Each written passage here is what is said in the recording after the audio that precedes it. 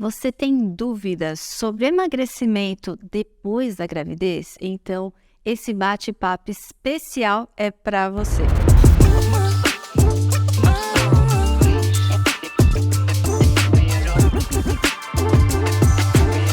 Oi, eu sou Gisele Monteiro, especialista em diástase e flacidez abdominal e em solucionar a barriga que fica depois da gravidez. E hoje estou aqui com uma querida super especial, uma nutricionista, gente, que é assim demais, a Tamara Hamler.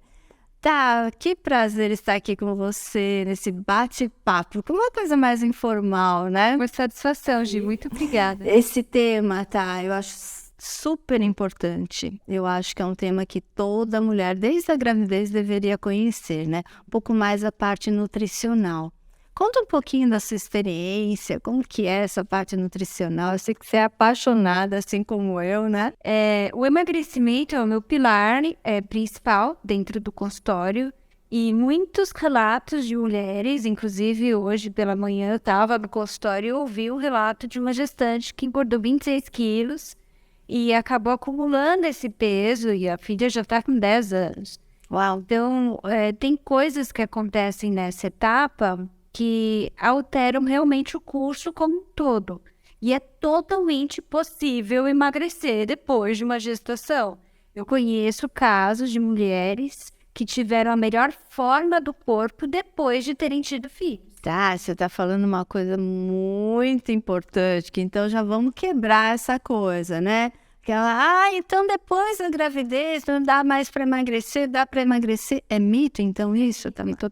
Mito total. A gente faz ali um plano alimentar e aí tem um outro pilar que é o pilar emocional. Esse o bicho pega, porque as pessoas têm uma vida alterada com a chegada do bebê.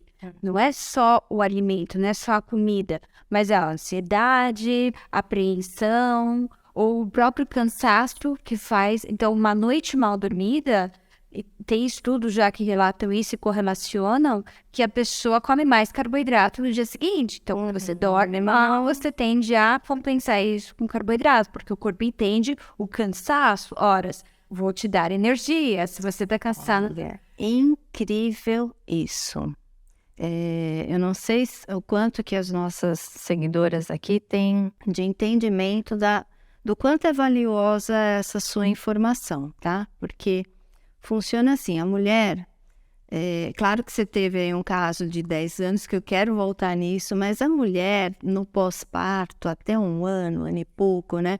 Ela passa por algumas alterações muito severas, que é essa questão do soninho do bebê, né? Às vezes tem criança que dorme bem, tem criança que não dorme, o cansaço ao longo do dia. E eu sempre observo nas minhas alunas que quanto menos rotina, quanto mais cansada é essa mulher, mais dificuldade ela tem em relação ao controle de peso. E você entregou aqui uma chave de ouro, porque essa relação do cansaço está então associada a essa necessidade de comer mais carboidrato. O que é esse carboidrato? São pães, massas, doces. A gente nunca vai no carboidrato, né? Na raiz, no tubérculo, numa cenoura. Saudável, né? Você vai querer o bolo, né? Você vai querer o chocolate. E tem uma questão muito interessante nesse pós-parto, né? De um ano e meio. Até um ano, o bebê está exigindo da mãe, aquelas que amamentam, e a gente tem uma sinalização no hipotálamo que é como se fosse a cabine do piloto do avião. Então, é uma estrutura relativamente pequena para o tamanho da máquina que opera. Então, é uma glândula pequena, mas que controla o nosso corpo inteiro. E ele vai regulando temperatura corporal, batimento cardíaco, fome, sede. E a fome e a sede batem na mesma tecla. Às vezes, a mulher está com sede e a amamentação demanda muita hidratação. Sim, é água, né, leite? É água, né? E entende aquele sinal como Fome. Olha. Então, assim, é importante prestar bastante atenção nessa hidratação, porque é um dos erros mais comuns que as mães que estão amamentando cometem. Nossa, muito incrível isso, porque vem sempre aquela velha questão, né? amamentar engorda. Aí uma outra já fala, engorda nada, porque eu perdi não sei quantos quilos. E a gente vê que, às vezes, esse cansaço, a falta de equilíbrio do tal balanço energético, né? Isso tem relação, Tamara? Balanço energético, como que funciona isso? Tem bastante relação. Então, assim, o organismo, ele entende que pode queimar gordura quando precisa de energia. E ele só vai precisar da energia se o que eu estiver consumindo não for o suficiente para pagar aquilo que eu gastei. Então, eu comparo isso tudo a uma conta no banco. A gente tem a conta corrente e a conta poupança. Então, esquece aqui partes de investimento, né? Mas é só um exemplo. Se o que você tem na tua conta corrente dá para pagar todos os boletos, você não vai nunca mexer na sua poupança. Então, é a mesma coisa no nosso organismo. Ora, se eu tenho mais boletos do que dinheiro na conta corrente, eu vou ali na minha reserva, que é o tecido adiposo, né? Para compensar isso. Então, esse é o balanço energético. Isso é o déficit calórico. Não precisa ser severo, porque as pessoas olham isso e falam assim, nossa, então eu vou restringir, que aí eu vou emagrecer, as pessoas têm pressa em emagrecer. É melhor a gente estar na direção certa, numa velocidade menor, do que numa direção errada, 100 por hora. Então, aqui, inclusive, a mulher que amamenta não pode ter uma restrição, tal. Já vou aqui também, porque eu sei, assim, um pouco os mitos das minhas alunas, né? Posso fazer dieta, não posso fazer dieta. Então, tá tudo ligado a esse balanço energético? Tá tudo ligado a esse balanço energético. Então, assim, a gente tá vendo um ponto do emagrecimento, que é a questão de energia. Além dele, temos outros fatores que a gente precisa de um equilíbrio bioquímico para o emagrecimento acontecer. Então, vitaminas, minerais. Se não tiver esses fatores, o corpo ele não tem como finalizar reações metabólicas. Então, é como se ele entrasse em greve. Ele não vai operar otimizado como poderia. Então, quem que fornece isso? Legumes, verduras, frutas. Então, além de ter essa atenção na energia, eu preciso ter uma atenção também na qualidade desse alimento que chega. E pensar que esse nutriente também está indo para a criança, né? Um ponto importante que eu quero tocar. Então, como eu falei, melhor a consistência em algo bem regradinho, né? Uma reestrutura alimentar, do que fazer loucuras. Teve uma paciente que me perguntou, mas eu posso atingir esse nível de energia só com doce? Horas. Você vai ter um déficit, mas que qualidade isso vai ter?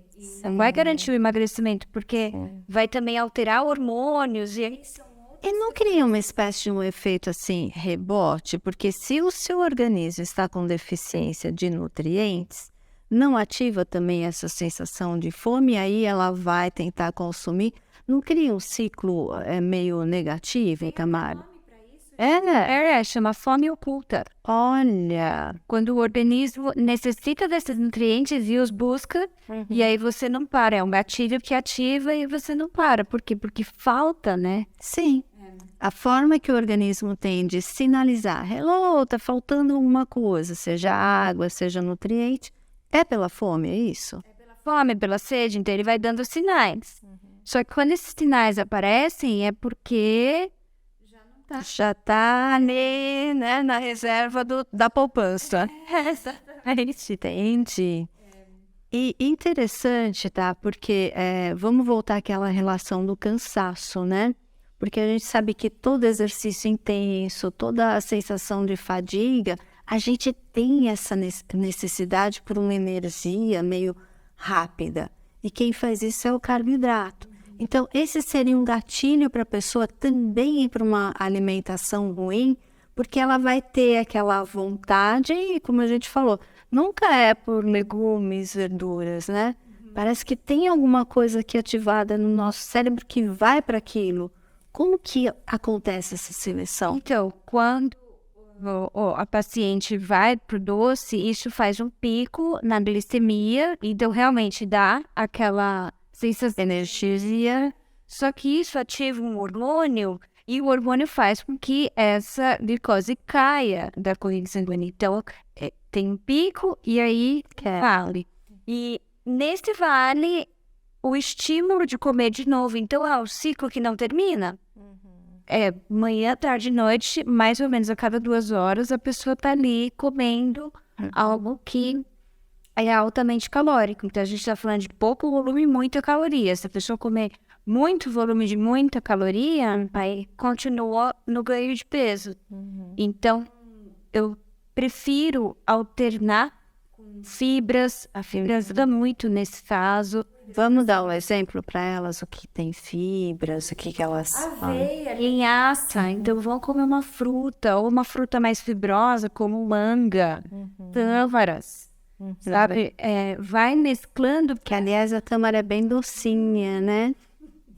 vai tirando desse ciclo, porque também sou contra interromper de uma vez. Então, parei de comer determinado alimento. Não acredito que seja a solução. E desmamando isso, né? Até o momento que ela entender que o benefício é maior. Porque esse cansaço, esse sono, esse desânimo, ele pode ter a ver com essa questão hormonal que o carboidrato promove.